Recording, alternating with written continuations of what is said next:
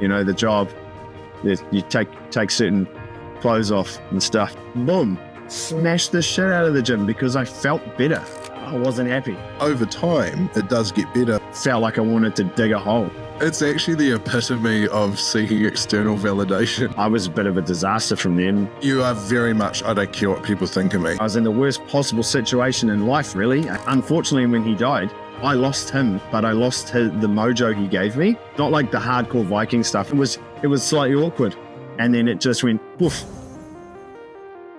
A big part of this podcast was to just engage genuine, everyday people to normalize these sort of conversations. You were born in Takapuna, I think, weren't you? Yeah. And then moved to Taranaki?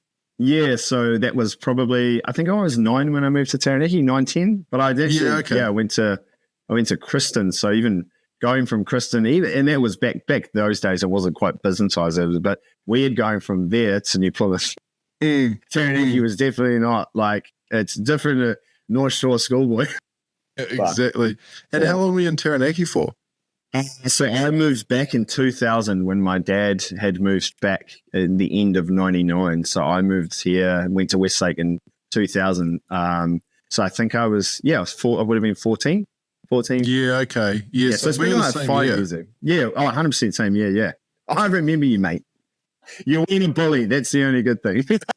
No, I wasn't. Even with all that stature, you weren't a bully. No, I guess the point I'm making is that like yourself and the people I wanted to speak to about the ups and downs of life are just everyday normal people. There's nothing spectacular or unusual, there's a lot of spectacular things you've done, but it's just connecting with real people. I have nothing but nice memories. Like, we weren't tight at high school, but you were always one person, and then I caught up with you numerous times throughout, like, post-high school. Actually, at the gym, we were at Cluster one day, and I still remember we talked about life and we were talking about stuff, but we've just managed to be able to talk. Because to be honest, with what I do, it's not so much my job. I think I used to be a bottler with stuff. And then that's when I told you that story about in 2011, almost headbutted, the guy, like my best mate at the time.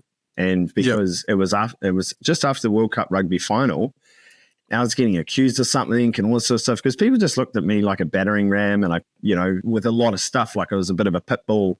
But it was because everyone said, oh, you've got anger issues and your temperament's too high and rah, rah, rah.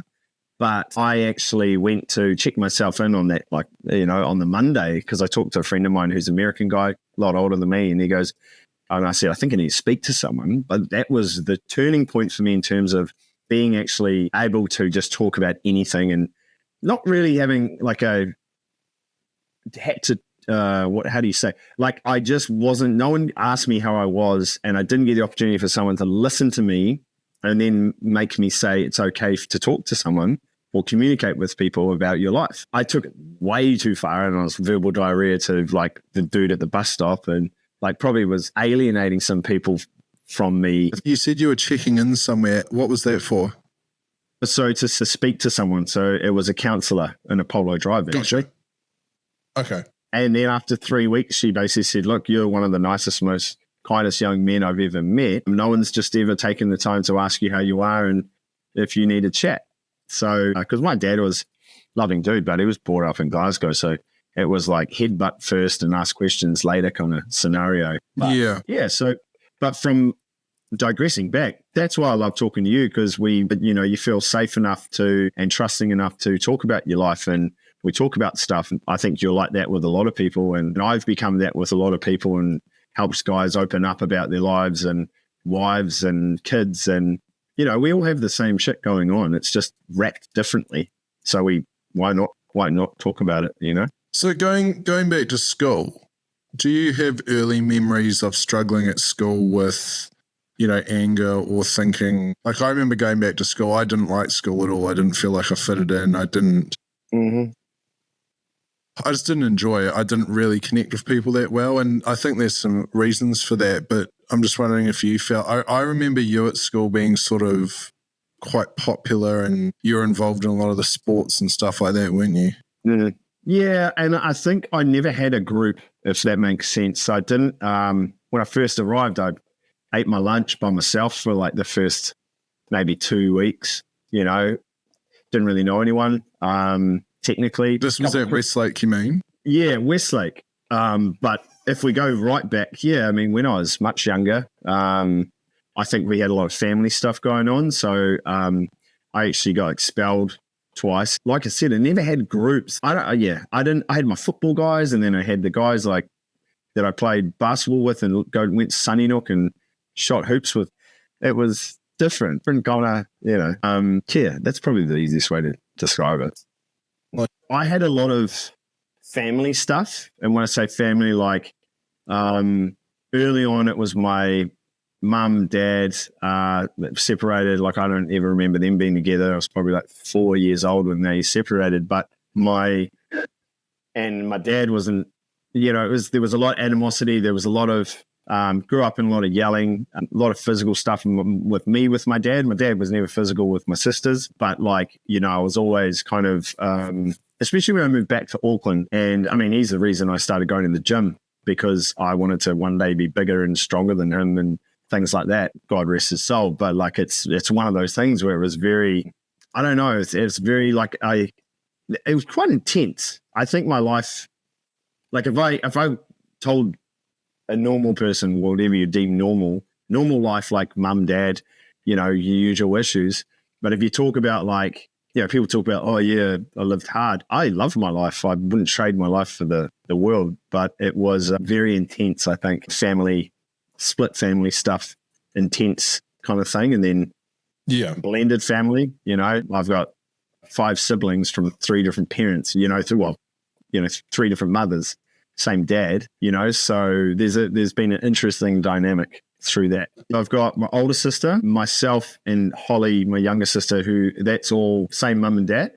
And then my 2 brothers were with my dad's second marriage, and they're I saw her for her birthday with my brothers on Wednesday night. My mum and their mum, we all were up there 2 years ago having Christmas and Christmas Eve.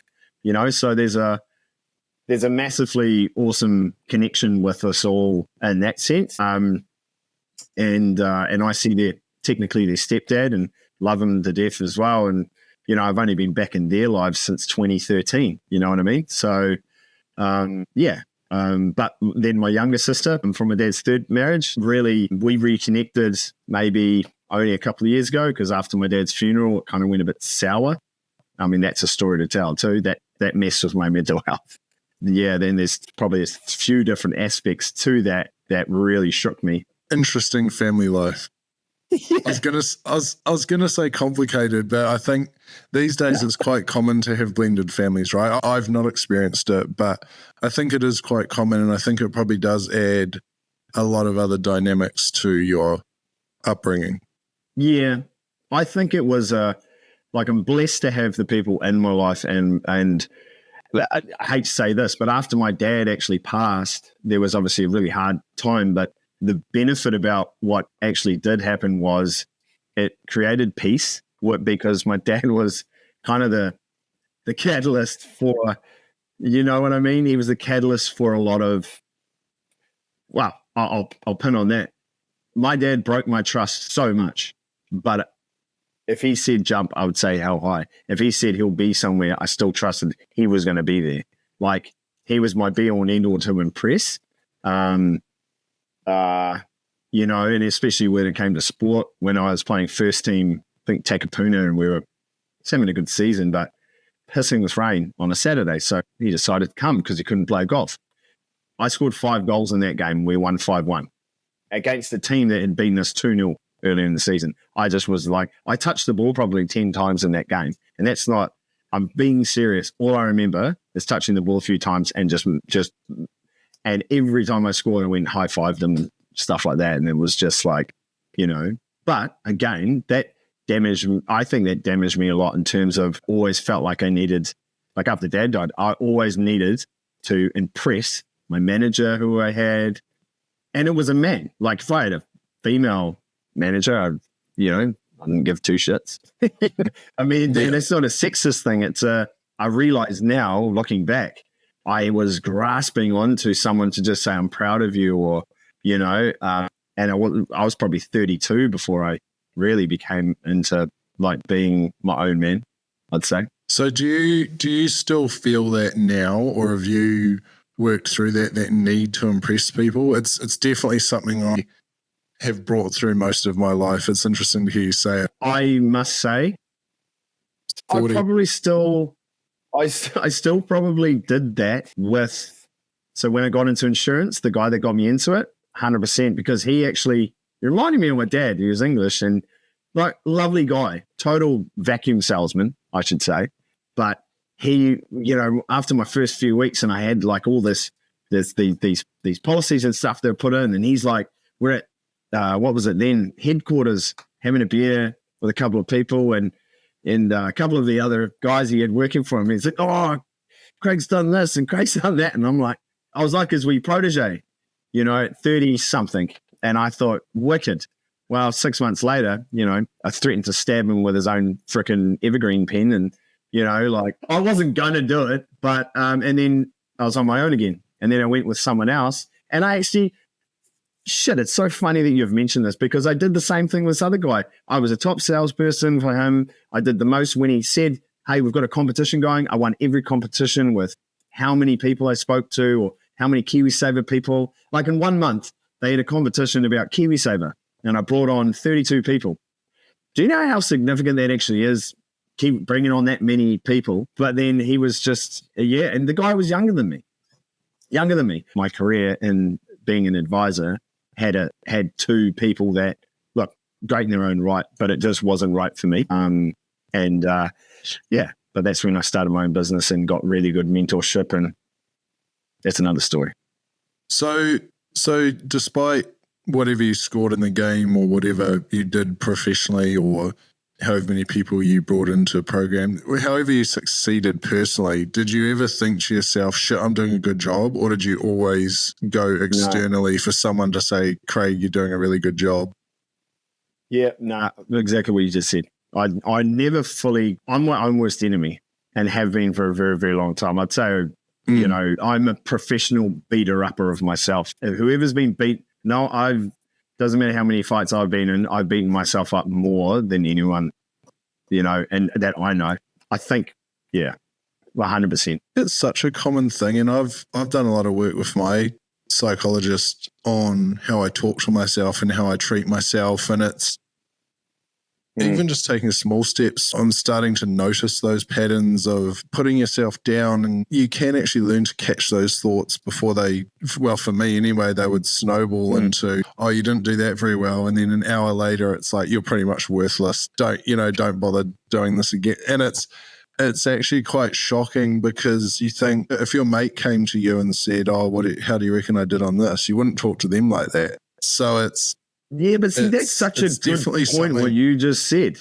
You wouldn't do that to someone else, so why would you do it to yourself? Yeah. Well, that's and in a episode coming soon, actually, I'm going to have a very focused conversation with a clinical psychologist about this very thing because there's actually, and I won't blanket say it's easy to fix because it's not. It's hard and it takes a lot of work, but there are some tools and processes you can do internally that can really start to change that inner voice. And for me anyway, when I started to change that, and it felt real awkward at first because I was actually so used to just being negative internally. It was like... Touching on that just briefly. So my thing is, and we've talked about this obviously a lot, it's because we've talked about how it was last year and so, but it's having the strength to actually go, you know what, it's going to be hard, but I need to focus on me. I need to focus on things what makes me happy. Well, I love the gym. I love training. I love the beach. I love walking on the beach. I really enjoy just, being organized and structured. And I'm totally OCD. So me not being structured and stuff obviously causes a lot of chaos. So, and when I started implementing that, I also like the positive thing that I was just touching on, the positivity that I've gotten out of the things that work for me, but also we get to choose our attitude every day and stuff, and it's hard, man. Like I was feeling so woe was me for myself the other day, and then I had a conversation with someone, honestly, it flipped it for me. I was like, man, I just appreciate being alive. I appreciate being here. I appreciate being able to have a beer with a mate. That's quite a simplistic way of saying it all, but it's not simple. I think you also hit the nail on the head there. The more you can do the stuff, I mean, you know better than anyone what makes you feel good, what makes you feel proud of yourself. I know for you, a big part of that's the gym and the training. And I definitely resonate on the structure thing and the simple things. Like I like having a clean, organized house. And when it's not, then those negative, that negative talk comes back. But even when I clean my house, I sit down and it's such a small thing and it's cleaning, which isn't very exciting, but it's something that makes me proud of. I'm quite house proud. So it's in all those little things, whereas I think we get quite caught up in doing things that we think other people will like us for. And if you're that sort of person where you do seek that external validation a lot, I think you can fall into the trap of, okay, well, and it could be taking up a hobby. It could be what you do for work. It could be your relationships, and you end up doing them to get that external validation. And then one day you wake up and realize, I don't actually want to do this. Like, this isn't me. Yeah. Why am I doing this? Well, that's the main thing that I changed, is that I don't need validation from anyone. It's nice, don't get me wrong, but once I got to the point of, everything's in my hands, I need to start going and doing all these things that I know are good for me. And it was tough, man. Like, especially waking up early in the morning, I'd gotten myself into the habit of being too late to bed and stuff. But yeah, not being validated, like not needing validation from others. I'd say I've just become more like, hey, you've done a good job. You've done your best. Move on, but it's not that, like, it's not cut and dry. It's not just like it's like this, it's like a pendulum. Some days I'm like, yeah, it was super duper. And then other days I'm like, oh man, I just want to dig a hole, put my phone in it and never speak to another human being. Well, that's something I've learned, that healing's not linear. Any work you do on yourself isn't linear. And I'll have a real good day, and then the next day I'm like, oh, fuck this, I'm giving up. But you go, I think if you talk to anyone that was, and I know we'll get onto the subject of losing your father, for example, if you look at grief, something I learned, I went through significant grief for me for another reason earlier this year, but it's something you wake up and you think, oh, you know what, it's actually getting better. And then the next day it's like, oh, I feel like I did at the start. And over time, it does get better, but it's that pendulum, like you said. It is a pendulum. And I mean, that's the thing I think I like about, the conversations that we have. No one's perfect, and you just find ways of, I think, dealing with stuff better, because it's never going to go away. You know what I mean? So, yeah. So what did you do when you left school? Went to the UK for football. That's soccer for the uneducated. Yeah. But played football, and that lasted, I don't know, a year and a bit, like going to couple of different places. Most of the time I spent at like Blackburn Rovers. Then I got injured and came back to New Zealand. I didn't really know what I wanted to do, but when I came back, my dad was like, well, you got a week to get a job. So it's like, so I became a postie. Nice. Yeah. And if you know the bays, which you do, Browns Bay, doing Browns Bay, Long Bay, all those areas, Tor Bay, on a bike with no gears. I can imagine. That's why I was fit, and it was actually the reason why I did it, because of to keep fit for football and stuff like that. But yeah, I did that for a while. Yeah, but I didn't know what I wanted to do. Like, no, I just wanted to play football until I. So did the football finish after you came back from the UK? No, I played like first team Prem stuff here, and had a couple of really cool seasons. And it wasn't until I was about 20, I think it was like 24, and a bunch of the mates from Westlake, they were like, hey, we're going to move to Canada and do like a snow season and maybe a summer and all this stuff. And I was like, that sounds rad. And so I was like, I actually came to the realization of, look, maybe I just give football away in terms of the dream. I still love football. And I did, but that's when I went, you know what? And I think I did concrete grinding because I was doing working for a diamond tool company. I actually ended up working for one of my clients. I sold diamond grinding tools and cutting, and I sold, he got me into it, and I ended up saving, it's the most money I'd ever saved because I'm a good spender, but I saved up, I think it was like $7,000 or something to go to Canada. I'd paid for my flights and went over there with the boys and stopped playing football. And did you feel less pressure being away from your father and away from that sort of stuff to just be yourself, or did you still? You're so smart, eh? Yeah, no, 100%.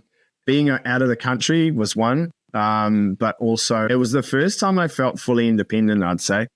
You're on your own back, living in another country. Because when I lived in the UK, I was in like academy stuff, so you were fed, watered, all that. You're sort of looked stuff. after. There was no time to think of like, but in Canada, that was the first time. And it's funny you say that because, I think it was the most relaxed and most fun I've had in my when I was at, for that age or even, And how old were you when you came back from there? I would have been, do some maths. Don't ask me about maths. 09. I came back in 09. Yeah. Came back in 2009. You won a national bodybuilding title. Was that around then? Yeah. That was in 2013. That was a few years later. So a little bit later. So after the UK, you came back and ate and lifted weights. Yeah. I did.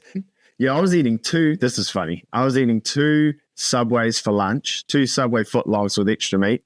And that's where I spent all my money. I was spending all my money on food, protein, the gym, and my car that I had. Because it's like cars. And you've always been into your cars. Yeah. I had a WRX at the time, and I was like, that's my baby. Of course you did.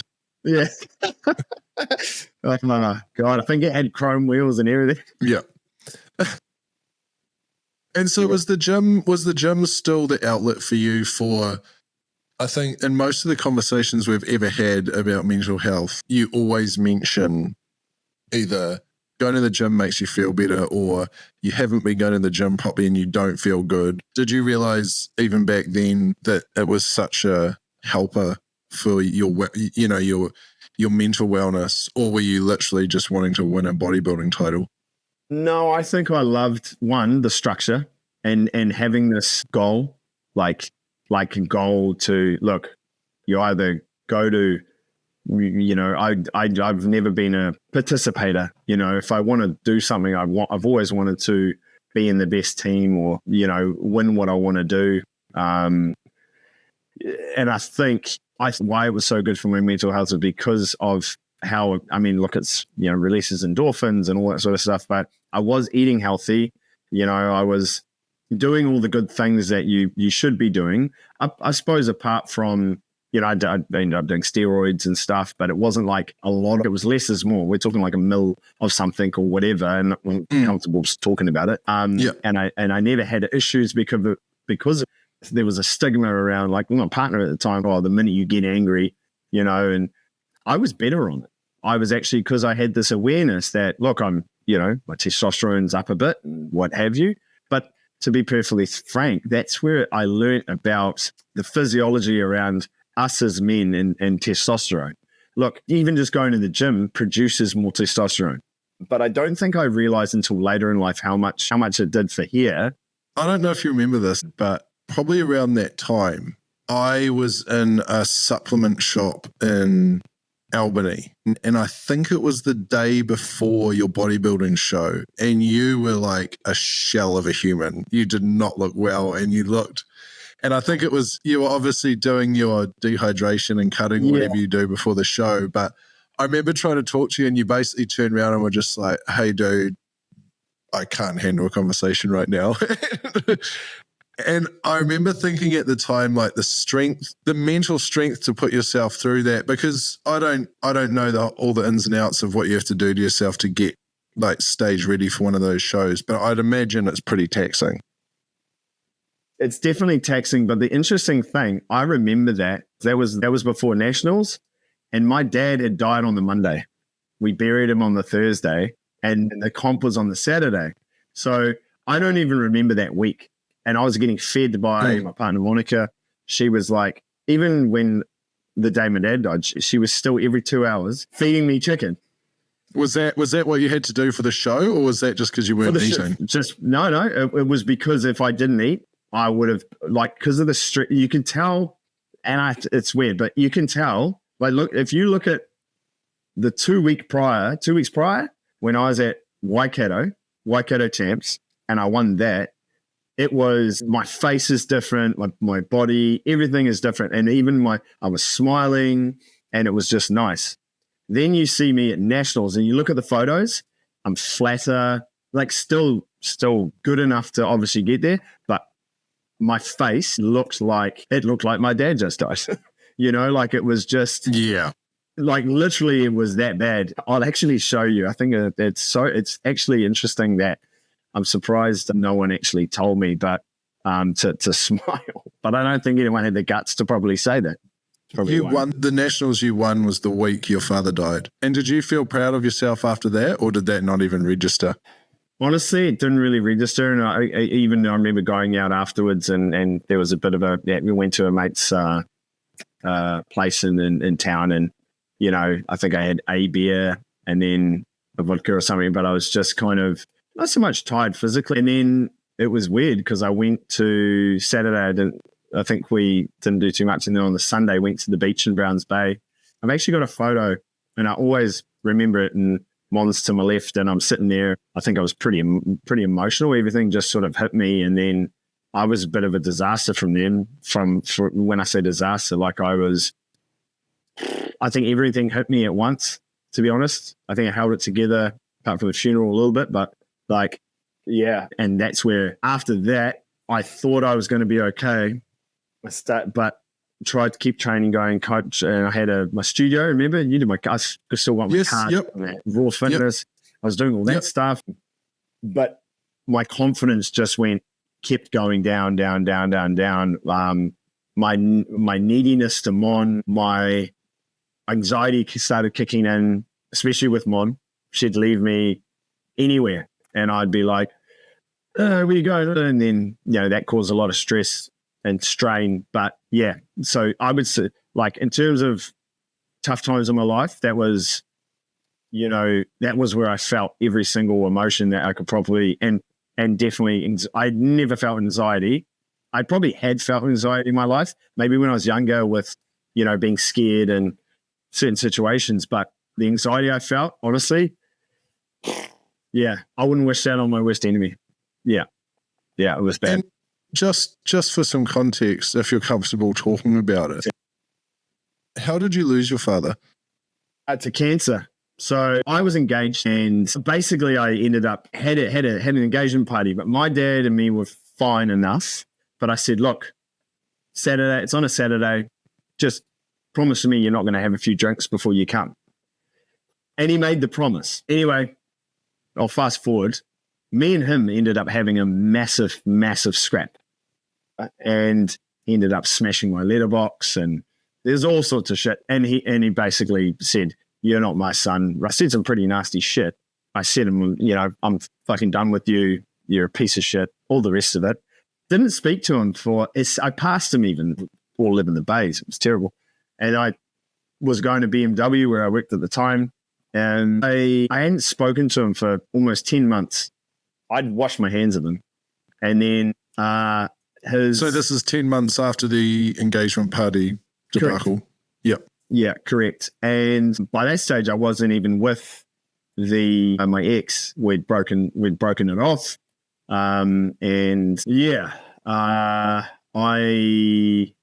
got a phone call from who I wasn't even on side with her either, but his wife at the time, third wife, sort of, whatever. Yes. And she said, look, I need to talk to you, and it's about your dad. And I said, well, I don't give a shit. And she goes, look, can I have a coffee? And I said, look, there's a coffee shop next door to work. Meet you there at 2, whatever it was. Sat down, and that's when she told me about look, your dad's got cancer, and he's probably got about 3-4 weeks. And I was like, oh, so you weren't aware of it before then? No, wasn't. So it was obviously quite aggressive.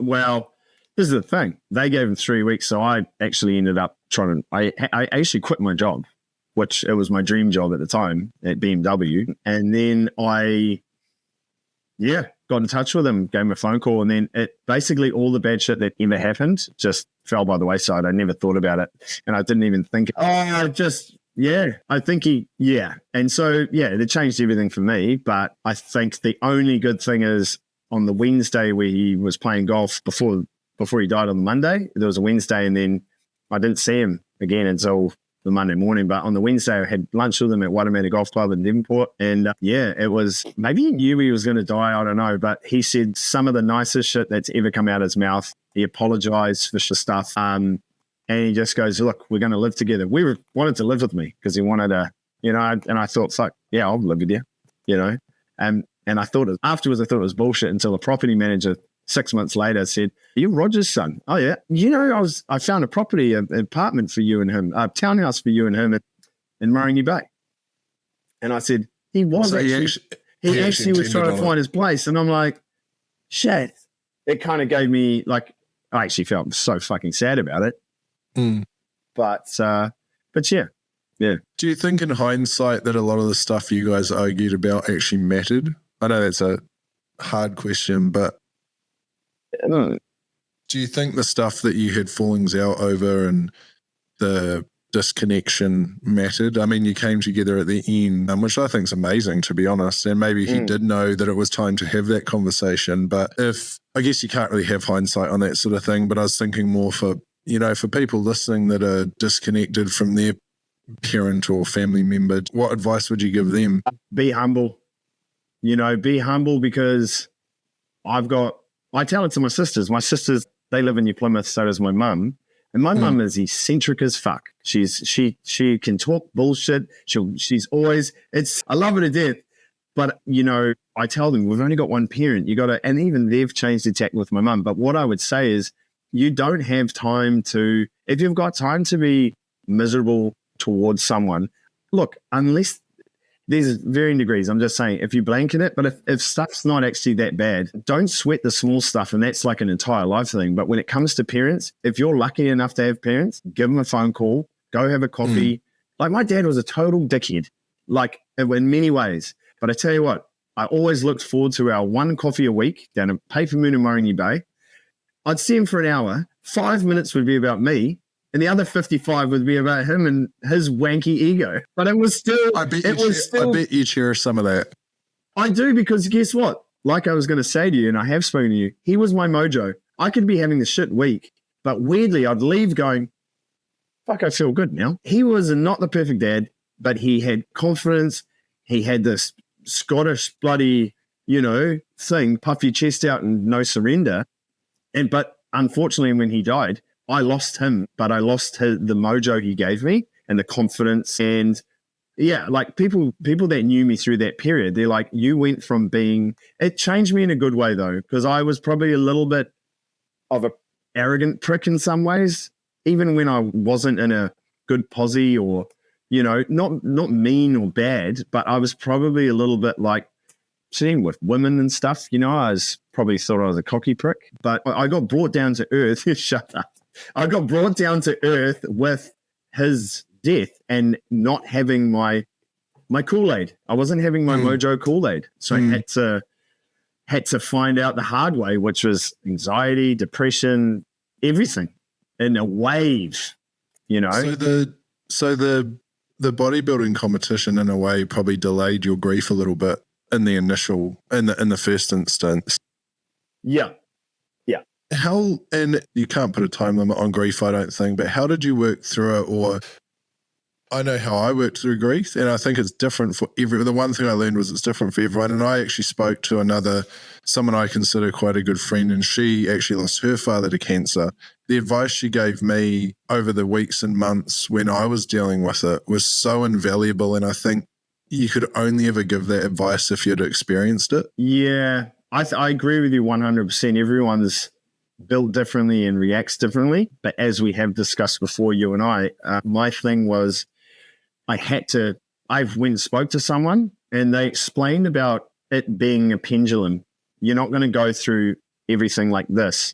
You're going to, and you spoke about it earlier, and I think I found that too hard to grasp at the time as well. I went through a lot of then why the fuck am I feeling this way? I mean, yesterday, like what you said, yesterday I was feeling $1 million.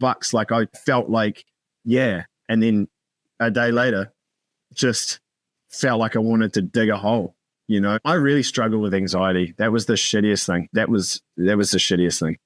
Who did you go and see? Was it a therapist or a psychologist? I went and saw, it was actually good because the company at the time, because it was quite a few months later, right? And I wasn't working at the time. When I was working, I was doing the other job, you know, the job that you take certain clothes off and stuff. I'd forgotten about that, actually. Well, imagine this. Imagine doing that job, feeling the way I was. Should we just clarify what that job was? Okay, yes. So I was a male stripper and topless waiter. I forgot about that. And, that's right. But that job got me through, like it did wonders for me. And I'm glad, like I threw myself in the deep end. There was only one job. I remember it was after Dad had died. It was way after. But I just felt just disgustingly like not confident, didn't want to go. I didn't want to see a room full of women, you know. I didn't want to be there. It's actually the epitome of seeking external validation. Bodybuilder, stripper. Yeah, just, oh my God. I'm sad. The listeners are going to go, why is this prick on here? No, well, this is the whole point of this podcast. It's literally real stories of real people. And this is what I find interesting, that you think of someone, a stereotypical bodybuilding male stripper, you think confidence, big ego, all that stuff, has everything they want, makes good money, does well with women. But in your case, this room full of females was watching you do your job, having no idea what you were actually going through, you know, internally with the loss of your father. It's interesting you touch on that, because I was the brokest I've ever been, and lucky I had Monica at the time. I basically got asked to leave a job that was paying me decent money because I was calling Monica every 5 minutes on the phone that they'd given me. They get the phone records. Like, mate, I was a shallow, hollow version of myself. I was honest when I was on a topless weight thing, and this girl was just plugging me saying, oh, yes, basically thinking that I'm some dumb jock and I'm doing this job for validation and you think you're all that kind of thing. And I said, well, I actually had to quit my job at BMW, which I was one of the youngest sales executives in the country, because my dad got cancer, and this was the only job that I could work on the weekends when he was recovering from chemo. So you can think what you like, but I'm actually here for a purpose. I don't really need validation from him. And I think even when I started dating after Monica and I broke up and stuff, I had a bit of a period where people see exterior and they might look at me, and I love the gym and I've got tattoos and, you know, whatever. I like driving a nice car and I work hard, you know, and all the rest of it. But I don't get dates. I didn't get dates because women would pigeonhole me as arrogant, self-centered, into himself, womanizer. Like, what was the one I really don't like the word? Fuck boy. All these things. And it really, do you know what? That got to me. That got my confidence. My confidence went down. I started thinking maybe I need to change something. Maybe I need to I had earrings for a while. I took my earrings out. I don't have earrings now, but, you know, like I changed a lot of myself because of other people's perception.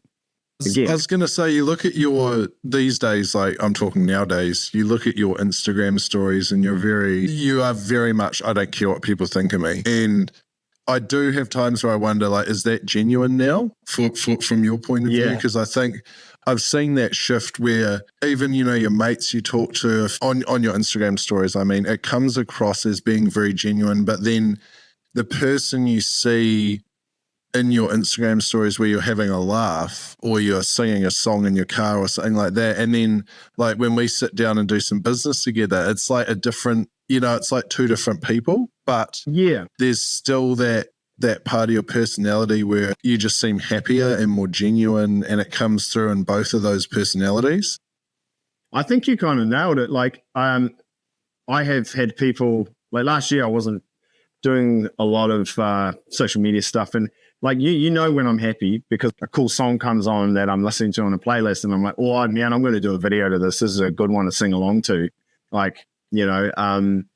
But I'm 100%, I think, of being myself, apart from last year, and we've spoken about this as well, but last year was really tough for me. Went through some financial, drinking too much, probably putting time into people that even later in life I put a lot of time into, but then had to, hire and fire, so to speak, people in my life. But no, I've been so proud of, and I can say proud because I'm proud of who I am now, because I know that people who want to be around me. It's like when I called you yesterday, I just wanted to chat, because you go through changes, but also people see you as what they want to see you. And my life has changed where I want quality conversations. I want to, have people that understand me for more than just like, yeah, they see me as, you must, confident. And yeah, I have confidence. I have confidence back. But do I have low days? 100% I do. Do I feel like I need, to talk to the right people? I could call you anytime if I'm high on life or if I'm low on life, and I know you would be the person that that understands me. You know what I mean?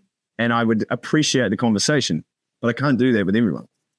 You have groups of friends, and all your friends are there for you in different ways, and it doesn't make them lesser or more worthy. It's just, it's different, and that's also fine. And I think putting the expectation on people to be something they're not leads to disappointment, and it's nothing against them. It's more your expectations versus the reality. Mm-hmm. Going back to your father passing, did you go and see someone through like an EAP program through your work? Yeah, so you got, I think it was either 5 or 10 sessions or something. Yeah. I only went to 4. I went to 4, I remember. And it was really good, because the first time I went, I felt a bit uneasy until the end of probably the last 5 minutes. And then second and third, brilliant. Got in by the 4th one, it was like she had actually come to the conclusion, like, you're actually really good. You just need to know that you're going to be okay. You've got some good people, but her thing was more focus on not talking to everyone about stuff. Talk to yourself, talk to these select few people. Because I had and then working on understanding that you're not going to be, you might feel good next week, but the week after, it's like on the anniversary of my dad's death. Year 1, yuck. Year 2, yuck. Year 3, amazing. Year 4, not too bad. Year 5, whoa, hit me like a ton of bricks. It's interesting, and I think expected the way that happens. The back and forth, and especially with grief, well, what I learned was that you actually just can't predict it. There's a lot of stuff about the stages of grief, and I think they're quite accurate, but I don't think people get them in the same order, and I don't think everyone gets every stage. But if you look back over, I guess even from now back to when he passed, is there anything you learned about grief or about, deep loss that you think would help other people, or anything you learned from that therapist that sticks out? Definitely with grief, you have to recognize it. You have to actually I call it the courage to sort of stand up to how you're feeling like, and this is going to sound strange to even people probably listening, but I actually enjoyed the angry phase, because I went through a long period of angry, but angry was motivating for me. And it made me change to being more independent, I suppose, and feeling better. And that was when I changed from angry. And I'm not saying that's good.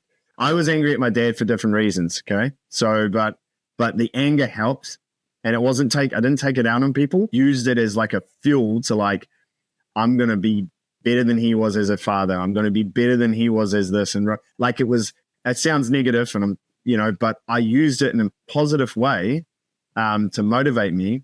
And then once I got to this point, like, I think my dad's Scottish, and I just started watching Braveheart one night, bawled my eyes out pretty much the entire movie, and anger was gone. I felt this and now I talk about my dad, someone could say something bad about him, I'd say, yeah, you're not wrong. He was a dick, but he was my man. Loved him to death, blah, blah, blah. But in terms So of, you just accepted what you were feeling, and rather than fighting it or ignoring it, accepting what you were feeling, the emotions, the thoughts, the feelings, and I guess putting them to productive use. it's hard though, because I'd use anger. It was a good fuel in many ways, but I think sadness also has some beauty to it in a way. And the grief side of things, when I was really sad, I got more in touch with myself in terms of like, I did a lot of crying, a lot of, how do you say, I did a lot of reflection. And the best thing it did for me, it made me look outside, made me look inside with other things. Like, I'll never blame a person for a relationship. Like, if you're in a relationship or something, I always look at myself, probably in too much a bad way. I became a professional, I'm sorry. Used to say sorry a lot. But I would say my biggest thing is that I'm proud of for myself is that I learned the hard way to have to deal with things a lot on my own. Even when I say on my own, but I head them on, took them on head on. I used music as a big one for me to help with certain things. Yeah, just addressing it. It's not going away, but not letting it waste my life. And to be honest, I owe a lot to my partner at the time. Very, very tough Afrikaans woman, and it was tough love. Like, she was almost like, cowboys don't cry, your dad's died, get over it. She didn't say that, but I reckon if I wasn't with her at the time, I don't know where I'd be. So I actually appreciate. Probably stopped you from, getting too wallowy, which I also think is a bit detrimental. I had a couple of friends who, like you have the gentle friends and then you have the friends that are like, right, what's next? Like, and it was a very different situation for me. But in your story, I guess having that, what's the best word? Harsher.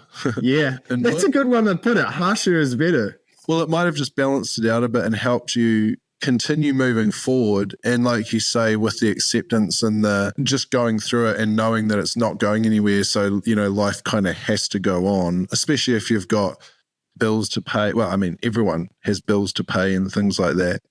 It was also the kids as well. So I took on in the year that my dad died, I got into a relationship. Youngest was 11 years old, 8 years old, and like 3.5, almost 4-year-old, all girls.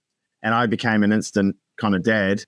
And so, I mean, at one stage I had 3 jobs in bloody end of, in 2014. I had like 3 different jobs because I just had a different responsibility. I think that actually helped in many ways. Like, especially kids are so innocent. They especially the youngest, just gave me so much joy. She just wanted to be I used to call her my little soldier, and I never wanted to put any of my negative energy onto them. But I think you can use that also to say, look, you can be depressed all you like, you can waste away, but I think life's a gift. So find a way. I'm sorry to say this, man, but like a pet, things like that. They're really sorry. But no, I couldn't agree with you more. Yeah, there's so many amazing things. I mean, that bring you joy. And kids and pets. Sorry, cat people, but kids and dogs. I'm not saying go have kids, but it's you get joy from whether it be a partner or whatever. But like, focus on, you want to give positivity, and I just didn't want to be a burden on people as well. Heritage as well. I have this massive no surrender thing. It's part of our clan motto. It's like without fear. So I used to think about that clan. It's in Latin. It says sans pur, but without fear. I've got it tattooed on my arm, in Latin. But that was the family, the clan motto, without fear. And I just always hung on to that because, I mean, fear's got a massive part to do with it, as well. But yeah. Well, I think you've done bloody well because you're pretty successful now. You've done, you've got a good business going. Do you still struggle with the anger and the anxiety, which, correct me if I'm wrong, appear to be the 2 things that really have not hindered you, but have affected you, I guess, throughout your life, especially since your father died? I think I have anxious moments, 100%. As everyone does. Yeah, I would say last year I suffered. It's the first time, as you're probably one of the third people that have even said this in front of. Last year, I went through a massive amount of anxiety, like not get out of bed anxiety. And no one actually knows that apart from finance and relationship. Like I'm amicable with my partner now, but we're actually separated, as you know. But even at the time, it was shit. But now I feel like my mental fortitude has come full circle in terms of I've been through a lot, even last year, and I dealt with it in all the wrong ways, drinking, not taking care of myself, and it was bad. But the anger side, no, I don't think she was the only person that made me angry, and I made her angry. So in terms of anger, I think I still have a temperament. We've spoken about this too. You know what's happened in my life, which I love how I am. So my tolerance used to be here of people and things and whatever it may be. My tolerance level is now down here, but my patience is up here. And that's the difference I think has helped me as well. I don't know where it came from, but I'm just not tolerant of people that are not right for me or even situations. And I don't say yes to everything now. I used to be very much a yes person for everyone. It got me in trouble even, overcommitting, wanting to please everyone. Yeah. But now, but I mean, anxiety was definitely, I think I'm always going to have anxiety in some way that will pop in. I definitely felt depressed last year as well.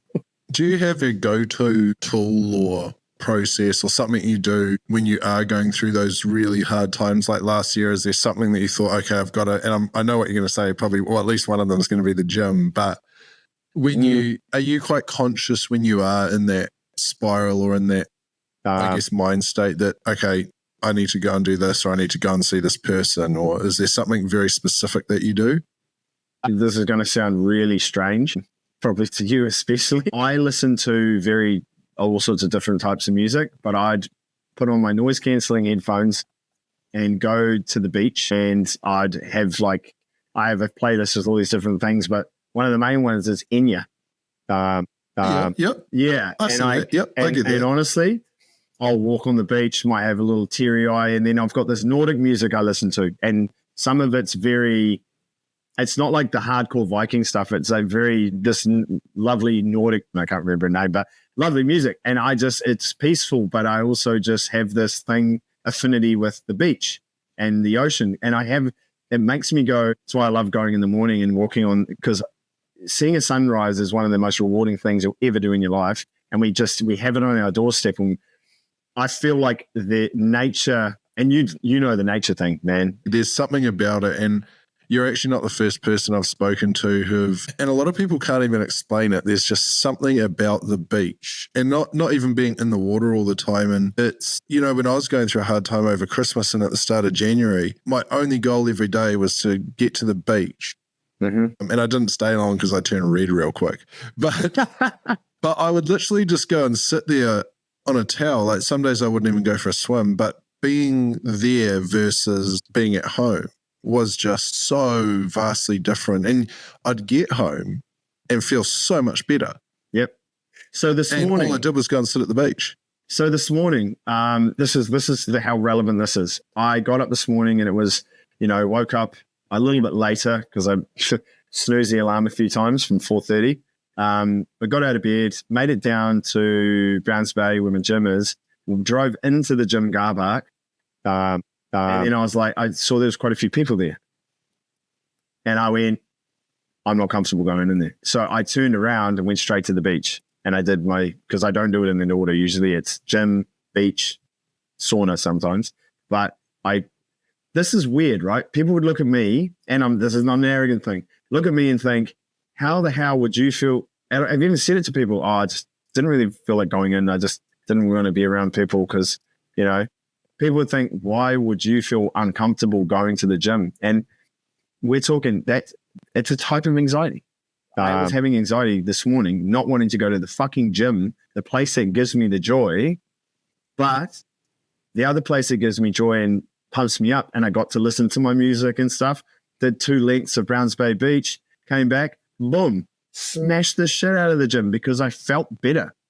I felt 100% better. I listened to the music that I wanted to listen to, smiled at a couple of people, petted a couple of dogs, like, and then saw the freaking sunrise and felt just like Superman with the sun. You just got that.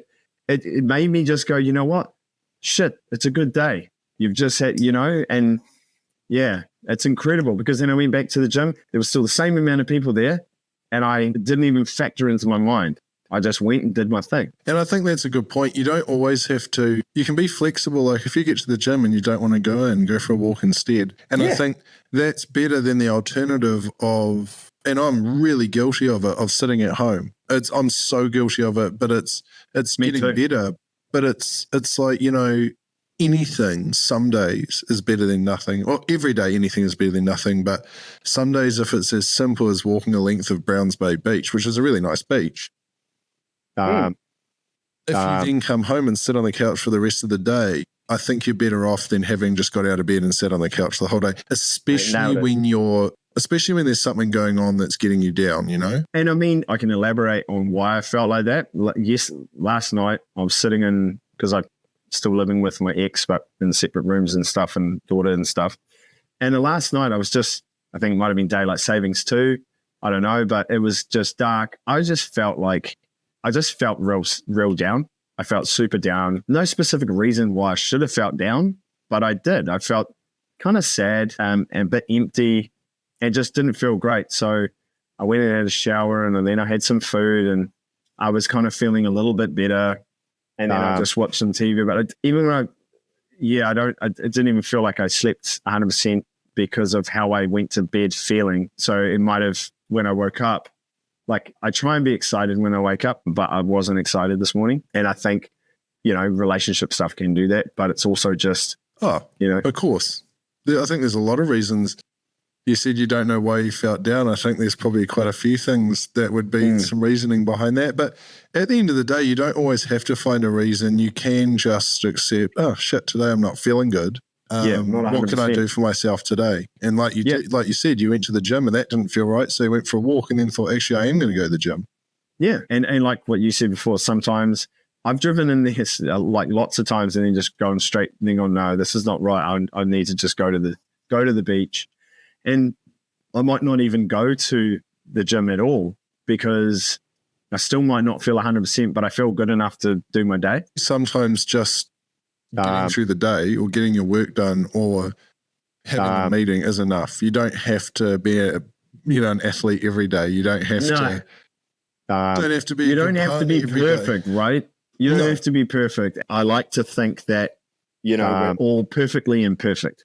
I love to work to structure, and my life runs better, and I'm very OCD and stuff like that. But you got to work to your strengths, but also understand what makes you tick. And I think that's a big thing that a lot of people don't do is you've got to understand what makes you tick. You then get the tools. The tools to actually make yourself better in the sense if you're feeling down, you're feeling depressed. Oh, there's the beach. If I'm angry, I go to the gym. But you get those tools, I think, from figuring out what makes you tick. Like people can't say they don't have something that makes them tick. Everyone has the things. You just got to figure out what they are and then work out a plan. That's one of the most important points of this conversation actually is figuring out who you are and what makes you feel good and what you enjoy doing. Because not everyone gets to lead a life. You're never going to lead a life where everything is rosy all the time. But if you can do a few things that really tick your boxes, even if it's one thing, even if you hate your job, most people don't like their job. But if you can find one, and I'm guilty of that. I've made work my whole identity for years. And then it's like, well, outside of work, what is there? And in my opinion, the people that have that thing outside of work lead a richer life than the people that live for work. Do you know what I mean? You said earlier, and I know this, you've been super, super successful with business and what you've done and never wanted, excuse for this terminology, never wanted for nothing in your adult life kind of thing because you have been successful, like even in that time, you've had some rough times and stuff like that, obviously emotionally and how you are, but I'm the same. If when I'm sort of taking care of myself, I could be in a major amount of debt But because I was working on these things that actually make me happy, and, you know, I was in the worst possible situation in life, really. I had the trifecta. I call it the trifecta: relationship, job, money. If you can find those things, man, and it's not perfect, but as long as you've got something, like, you know, I look at you and I'm like, man, I'd love to go spearfishing. Do I want to? Nah. You know, like, I want to do it one day, but you make it look just wicked. And I'd love to do that. I haven't been spearfishing in a year because of my own securities. But you're right. You look at other people and think, you know, I'd like to do that. But everyone, and spearfishing for me is and always will be something very meaningful to me, but I have to learn to do it in a way that serves me and doesn't harm me. And that's because of my own capacity and my own confidence. Everyone can find that thing. You said, I've been successful and never wanted, like, that's true to an extent, but being successful doesn't always make you happy, trust me. When I've had the most money in my life, all the options in the world, I wasn't happy. And I was drinking like a fish and like just not focusing on the positive things that I should be. So what's next for you? Well, we'll be moving and back to the motherland of Takapuna, which I'm excited about. But just keep working on, you know, the business. To be honest, like, I want to do a lot more work with even my own podcast, which we've spoken about, which you are coming on next. But and making it more how this is. It's because it was kind of targeted, like, I had clients on, so insurance clients and stuff, and I did it on claims, and, you know, we had Di Henwood on, and it was great. But I think what I think I love about it, and I want to keep doing, is I love talking with people, and like what you're doing here. It's just we need more of these conversations and people to understand we're from all sorts of different walks of life, but it's such a positive thing. That's a big thing for me. I want to do a lot more of those. And then, I think, and I'm just going to actually quickly throw in a plug for your business here, because you've helped me, which is Safeguard Life Insurance Broker. Is that right? Yeah. Yep. Safeguard Life. Yeah. So you've helped me recently immensely redo all my insurances, which in a way actually really helped, especially with some recent health stuff, has helped me immensely. So I think you've sort of landed in a position in one way or another of helping people, which I think is awesome. My hope is that for other people to see these sort of conversations and think, oh, well, if those two can have that chat, I can call my mate and have a conversation about what I'm going through, or ask my friends if they're okay. And I want that to be as commonplace as any other podcast or any other conversation that's in the media or on TV. I think the cool thing about what, so sitting with, he's a mate, he's an ex-All Black, and he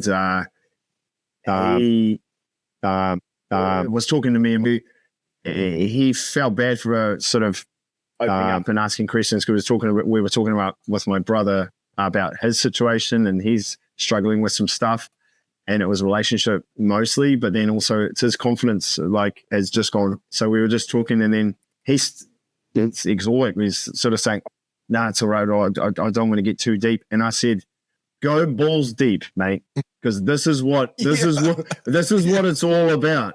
And we're trying for a podcast. Yeah, let's go. But literally, I said these words. I shit you not. I said we're a fucking tripod right now, and this tripod is locker room banter. It's just us talking, man. And we had a beer. We're out on the deck, and then we started laughing so hard after, like, having a deep conversation. We started laughing.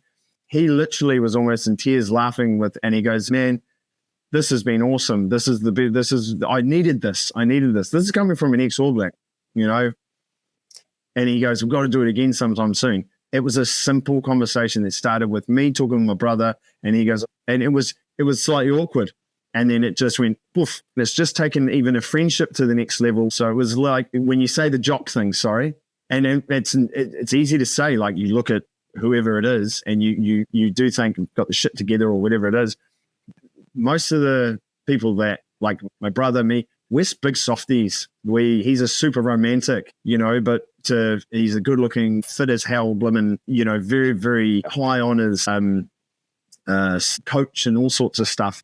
But having low confidence and feeling anxiety, you'd never think to look at him and he'd be like that, because he walks around with his chest up and stuff, not in an arrogant way, but like, so mate, I love that sort of side of things. And that's what I want to keep doing and what you're doing. And it's amazing. Nice. Well, dude, I appreciate your time so much. I appreciate your openness and conversation. I know especially the topics aren't super easy to talk about, but the insight will help other people. Everyone loses their parents eventually. Yeah.